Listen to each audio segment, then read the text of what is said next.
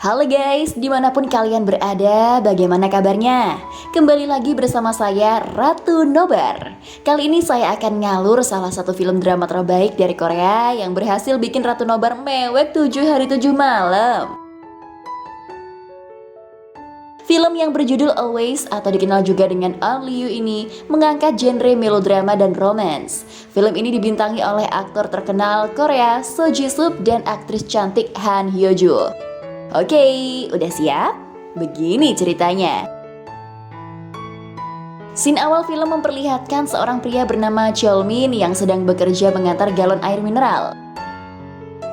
Setelah mendapatkan upahnya, dia pun segera berlari menuju ke suatu tempat. Kemudian tampak seorang pria tua yang sudah menunggu kedatangannya. Sebelum pergi, pria tua itu menyerahkan sebuah koran dan menyarankan agar si Cheolmin tidak terlalu keras bekerja. Lalu pria tua itu segera pamit.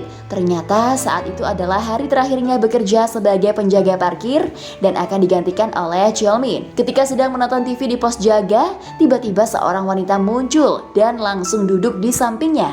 Dia adalah Jongwa.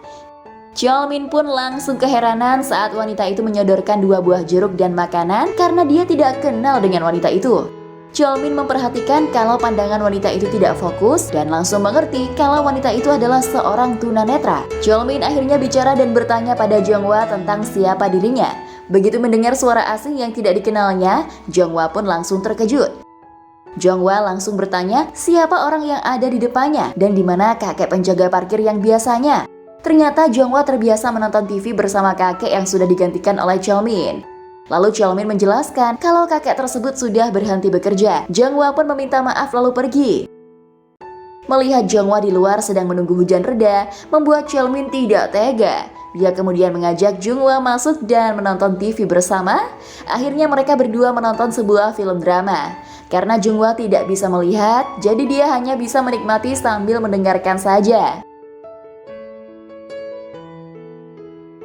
Keesokan harinya terlihat Jongwa yang hendak pergi bekerja. Ternyata dia bekerja sebagai seorang customer service di gedung yang sama di tempat Cheolmin bekerja sebagai penjaga parkir. Dengan ramah dan sabar, Jongwa melayani seorang pelanggan melalui telepon. Tiba-tiba bosnya datang dan menyentuh pundak Jongwa lalu memijatnya. Terlihat Jongwa tidak merasa nyaman dengan sentuhan bosnya itu, tapi dia tetap tersenyum ramah. Sementara itu Cheolmin datang ke sebuah tempat latihan tinju. Asisten bos di tempat itu sangat terkejut melihat kedatangannya. Di ruangan bosnya, Cheolmin bersujud dan meminta maaf pada bosnya karena dulu tiba-tiba menghilang dari dunia tinju, namun bosnya sama sekali tidak mempedulikannya. Si bos melihat Cheolmin dengan penuh kebencian, tapi Cheolmin hanya bisa menunduk sedih saat bosnya itu pergi. Si asisten lalu membawa Cheolmin keluar dan memperkenalkan Cheolmin pada para petinju lainnya. Ternyata Cheolmin dulu adalah seorang juara MMA tahun 1999. Saat si asisten bercerita, tiba-tiba seorang petinju lain muncul dan langsung memotong pembicaraan mereka. Dia adalah Min Tae-sik, orang yang dikalahkan Cheolmin saat di final MMA. Tae-sik menyapa Cheolmin dengan dingin. Cheolmin pun kaget melihat Tae-sik berada di tempat itu. Si asisten memberitahu Cheolmin kalau Tae-sik sekarang bukan Tae-sik yang dulu yang pernah dia kalahkan. Dia sekarang adalah bintang yang sedang naik daun.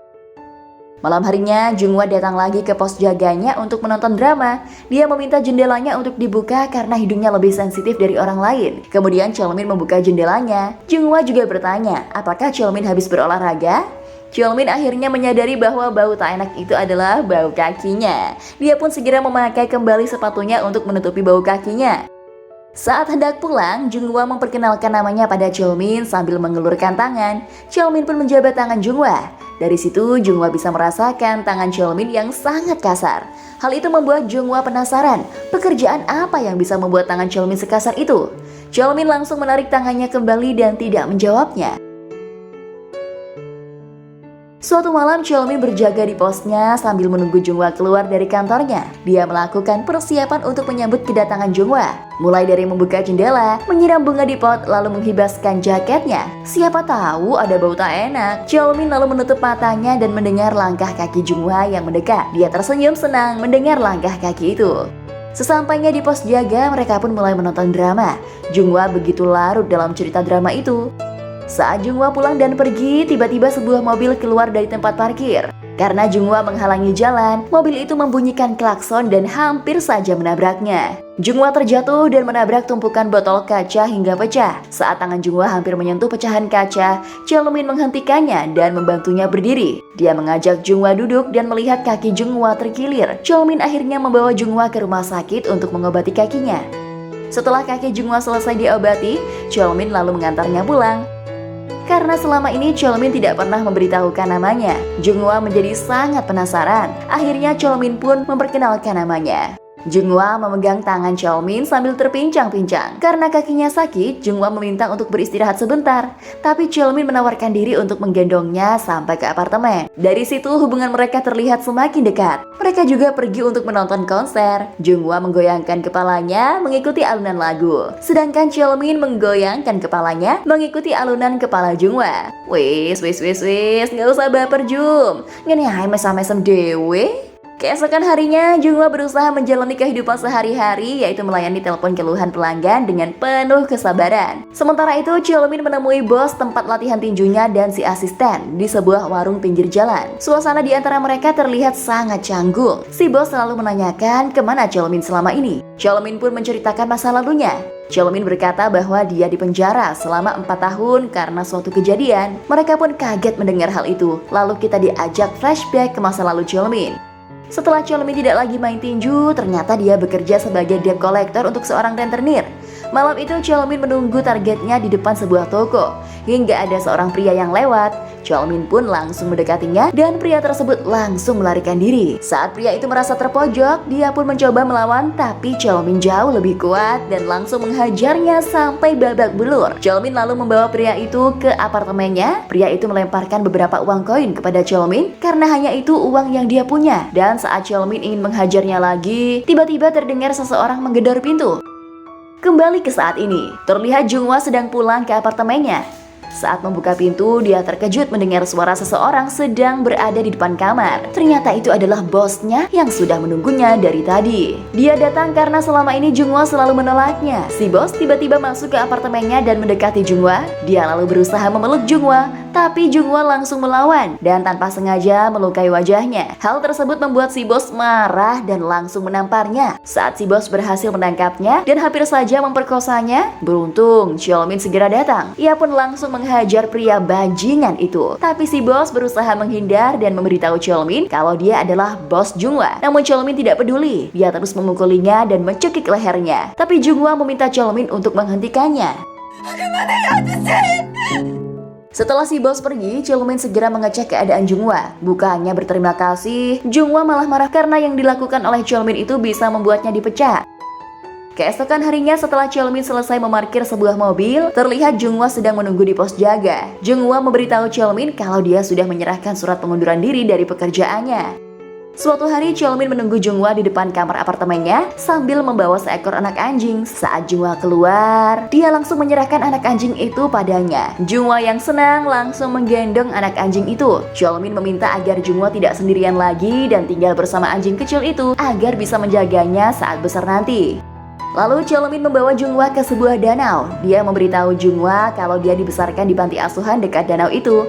Saat kecil, dia dan teman-temannya pergi ke danau untuk menangkap ikan dan berenang. Tapi panti asuhan itu tenggelam karena banjir. Danau itu adalah satu-satunya tempat Cheolmin ingin kembali dan satu-satunya tempat yang bisa ia tuju. Tiba-tiba Junghwa meminta Cheolmin untuk mencarikan sebuah batu.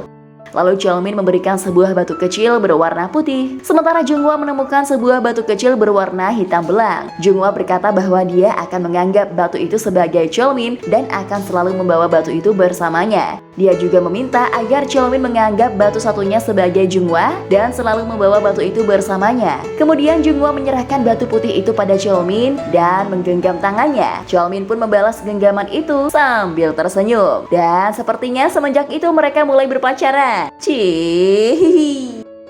Suatu hari Cheolmin datang dan mengejutkan si bos dan asistennya karena dia memutuskan untuk kembali bermain tinju. Maka mulailah Cheolmin menjalani kehidupannya dengan lebih beragam seperti bekerja, latihan tinju, olahraga, berkencan dengan Junghwa dan merenovasi kamar apartemen Junghwa. Setelah cukup latihan, Cheolmin kembali bertanding dan selalu menang dengan mudah. Bahkan ada yang pernah dia kalahkan hanya dengan 1 pukulan. Sementara Cheolmin bertanding, Junghwa melewati hari-harinya dengan mencuci baju Cheolmin, mencoba memakainya dan menyemprot sepatu Cheolmin agar tidak bau. Junghwa kini juga menjadi terapis pribadi Cheolmin. Setelah bertanding, dia pasti memijat punggung Cheolmin. Mereka menghabiskan waktu berdua dengan penuh kebahagiaan. Keesokan harinya, Junghwa mengajak Cheolmin mengunjungi rumah duka tempat abu kedua orang tuanya bersemayam. Lalu dia memperkenalkan kedua orang tuanya kepada Cheolmin, dan Cheolmin langsung membungkuk hormat pada abu mendiang orang tua Junghwa. Junghwa lalu menceritakan pada Cheolmin bagaimana dia bisa sampai buta dan kedua orang tuanya meninggal dunia. Scene berpindah ke masa lalu. Saat Junghwa dan kedua orang tuanya sedang mengendarai mobil untuk liburan, terlihat Junghwa yang saat itu sedang menyetir dan kedua orang tuanya duduk di kursi belakang. Tanpa sengaja, Junghwa melihat seseorang yang tubuhnya terbakar, terjatuh dari kamar atas sebuah gedung. Saat perhatiannya teralih, Junghwa tidak melihat truk yang datang dari arah berlawanan. Dan mobil Junghwa terpental, lalu menabrak mobil sampai terbalik. Di rumah duka, Cheolmin sangat terkejut mendengar cerita Junghwa. Cerita itu membuat dia teringat saat dia ingin menghajar seorang pria yang punya hutang, tapi terhalang oleh gedoran pintu. Ternyata yang menggedor pintu adalah polisi, karena ada seseorang yang melapor. Polisi memerintahkan Cheolmin untuk membuka pintu. Saat itulah pria yang tadi dihajarnya menyiram tubuhnya dengan minyak tanah, kemudian pria itu membakar tubuhnya dan melompat keluar jendela. Cheolmin berusaha menyelamatkannya dari api, tapi api dengan cepat menjalar ke tangannya dan membuatnya terpaksa melepaskan pria itu. Tepat setelah pria itu terjatuh, Cheolmin melihat sebuah kecelakaan mobil. Di dalam mobil itu, Junghwa merasa pandangan matanya mulai mengabur. Di tempat latihan tinjunya, Cheolmin menangis dan menyadari kalau dialah yang telah membuat Junghwa kecelakaan dan orang tuanya meninggal. Cheolmin meninju bantal tinjunya tanpa pelindung sampai membuat tangannya terluka. Cheolmin pun terduduk dan menangis sejadi-jadinya di tempat latihan tinju yang gelap. Ketika pulang, Cheolmin mendapati rumahnya sangat berantakan. Cheolmin yang khawatir kemudian mencari dan memanggil Junghwa, tapi di rumah itu hanya ada anjingnya. Lalu Cheolmin berlari ke rumah sakit dan sangat lega saat menemukan Junghwa sedang duduk di sana. Cheolmin lalu datang menemui dokter mata. Di situ dokter memberitahunya kalau mata Junghwa tidak bisa melihat karena kornea matanya cedera.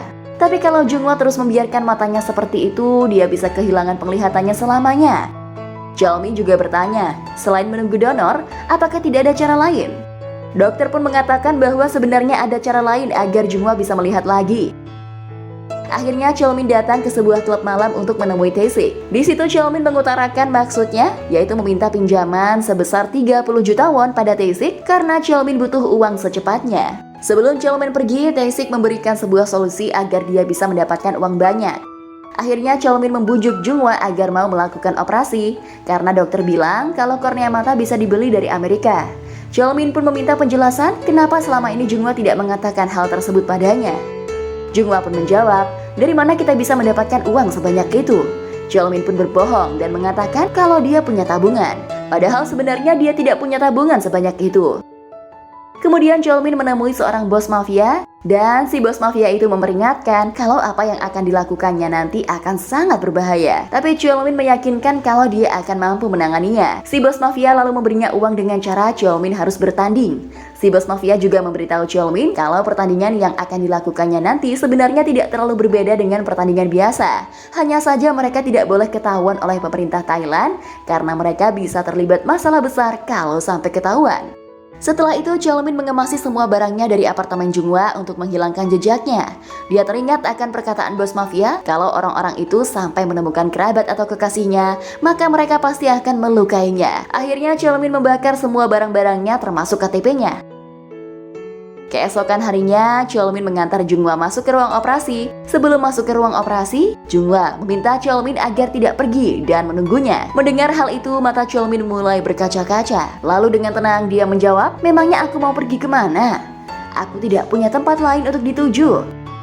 Cheolmin kemudian menemui seseorang yang memberinya sebuah paspor dan identitas baru dengan nama Kim Hak-seon. Singkat cerita, Cheolmin pun sampai di Thailand. Di situ dia akan menjalani pertarungan maut demi menebus uang yang telah dipinjamnya. Ternyata itu adalah pertandingan ilegal, tempat para penjudi mempertaruhkan uang mereka. Cheolmin diharuskan untuk bertarung sampai menang atau mati. Dengan susah payah, akhirnya Cheolmin memenangkan pertandingan itu. Tapi kemenangan itu justru membuat seseorang kesal dan berniat mencelakakan Cheolmin. Sementara itu Junghwa sudah diperbolehkan untuk membuka perban di matanya. Dia menangis haru saat matanya bisa melihat tangannya sendiri, namun dia sendirian di rumah sakit tanpa ada Cheolmin di sana. Setelah selesai bertanding, Cheolmin menelepon rumah sakit untuk menanyakan hasil operasi Junghwa. Pihak rumah sakit memberinya sebuah kabar baik dan Cheolmin mengucapkan banyak-banyak terima kasih. Setelah mendengar operasinya berhasil, tiba-tiba dengan kecepatan tinggi, sebuah mobil datang dan menabraknya. Tidak berhenti di situ, ketika mengetahui Cheolmin masih hidup, mereka menusuk punggungnya hingga ia terkapar tak sadarkan diri. Di sisi lain, Junghwa terlihat senang sekaligus sedih karena perhatian utamanya bukan kesehatan matanya sendiri, melainkan kabar tentang Cheolmin. Junghwa bahkan berinisiatif mendatangi polisi untuk melaporkan hilangnya Cheolmin. Waktu pun begitu cepat berlalu. Scene berpindah ke 2 tahun kemudian. Junghwa kini telah memiliki usaha sendiri, yaitu toko kerajinan dari tanah liat. Junghwa juga sering ke rumah sakit untuk membantu pasien dengan keahlian memijatnya. Singkat cerita, Junghwa pergi ke sebuah rumah sakit untuk memijat para pasien di sana. Junghwa lalu mendatangi seorang kakek yang mengeluh badannya sakit semua. Saat mendengar suara Junghwa, pasien di sebelah si kakek langsung menoleh untuk melihatnya, dan pasien itu ternyata adalah Cheolmin. Cheolmin sangat terkejut melihat Junghwa, tapi dia menahan diri untuk tidak bersuara dan kembali memalingkan wajahnya. Cheolmin melakukan hal itu karena tidak ingin menjadi beban bagi Junghwa, karena saat ini dia sudah menjadi orang cacat akibat kejadian saat itu. Junghwa lalu mendatanginya, tapi dia tidak mengenali Cheolmin. Karena Junghwa memang belum pernah melihat wajah Cheolmin, Junghwa pun menawarkan diri untuk memijat Cheolmin. Mata Cheolmin pun mulai berkaca-kaca, tapi Junghwa sama sekali tak mengenalinya dan hanya tersenyum kepadanya. Junghwa lalu membalikkan tubuh Cheolmin sampai tengkurap dan melanjutkan memijat punggungnya. Saat Junghwa memijatnya, tangan Cheolmin sangat gemetar menggenggam sesuatu dengan sangat erat. Entah kenapa, Junghwa merasa punggung pria tak dikenalnya itu seperti punggung Cheolmin yang pernah ia pijat. Kemudian dia segera melihat papan nama pasien, tapi dia langsung kecewa karena di situ bukan nama Cheolmin, melainkan Kim Hak-seon. Sementara itu, Cheolmin berusaha keras untuk menahan tangisnya. Setelah selesai memijat, Junghwa mendoakan kesembuhannya, lalu pamit untuk pergi. Melihat Junghwa pergi, Cheolmin melepaskan genggaman tangannya dan menjatuhkan batu pemberian Junghwa. Dia menangis sedih dan terharu karena akhirnya bisa melihat Junghwa sudah kembali hidup normal. Beberapa minggu kemudian, Cheolmin keluar dari rumah sakit. Kini dia tidak bisa berjalan dengan normal lagi karena kakinya cacat sebelah. Dengan berjalan menggunakan tongkat, dia akhirnya menemukan toko milik Junghwa. Di toko itu, Cheolmin melihat kura-kura pemberiannya dan membeli bunga kesukaan Junghwa. Saat berjalan pergi, tiba-tiba seekor anjing menggonggong dan berlari ke arahnya hingga membuatnya terjatuh. Junghwa pun keheranan melihat anjingnya dan meminta maaf pada Cheolmin karena telah terganggu oleh anjingnya. Namun Junghwa seperti mengenal Cheolmin sebagai pasien yang pernah dipijatnya. Tapi Cheolmin hanya tersenyum dan menunduk sambil berjalan pergi. Si anjing seperti tidak rela melepaskan tuannya, tapi Junghwa menenangkannya agar tidak mengikuti Cheolmin. Cheolmin berjalan pelan sambil menahan tangisnya. Saat di toko, Junghwa merasa heran karena kura-kuranya telah hilang. Sedangkan si anjing terus saja menggonggong seperti ingin keluar mengejar Cheolmin. Melihat hal itu, Junghwa mulai menyadari dan berpikir kalau pria yang bertongkat itu adalah Cheolmin. Junghwa pun menangis dan berlari mencari Cheolmin. Dia terus berlari dan menangis sejadi-jadinya, tetapi tetap tidak menemukannya. Junghwa lalu mencoba menelepon rumah sakit untuk menanyakan keberadaan Cheolmin, tapi pihak rumah sakit mengatakan kalau dia sudah keluar seminggu yang lalu. Junghwa hampir putus asa mendengarnya, tapi Junghwa mulai berpikir dan mengingat-ingat kembali tempat yang sering dikunjungi oleh Cheolmin. Di sisi lain, Cheolmin ternyata berada di pinggir danau. Di danau itu, Cheolmin melepaskan kura-kura peliharaannya dan mengingat kembali kenangannya bersama Junghwa. Lalu dia menghampiri sebuah meja yang di atasnya terdapat tulisan Braille yang ditulis oleh Junghwa. Tak lama kemudian terdengar suara yang memanggil namanya tepat dari belakang. Junghwa tahu kalau Cheolmin akan datang ke sini. Dengan menangis, Junghwa menyesal dan meminta maaf karena tidak mengenali orang yang sangat dicintainya. Junghwa lalu menatap Cheolmin sambil meraba wajahnya. Cheolmin terus menunduk, tidak berani menatap wajah Junghwa. Tapi akhirnya dia memberanikan diri ketika Junghwa memintanya. Mereka saling menatap seolah ingin melepaskan rasa rindunya. Mereka sama-sama menangis. Dan Junghwa memeluk Cheolmin dengan sangat erat. Cheolmin pun membalas memeluk dan mengatakan bahwa dia sangat mencintainya. Film Film ini pun berakhir bahagia dengan bertemunya Junghwa dan Cheolmin di tempat mereka pertama kali mulai menyadari perasaan mereka.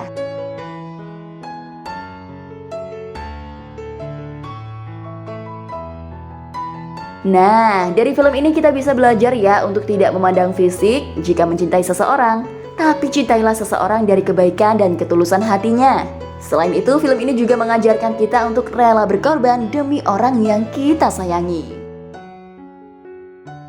Ratu Nobar pamit undur diri. See you next time ya guys. Bye-bye.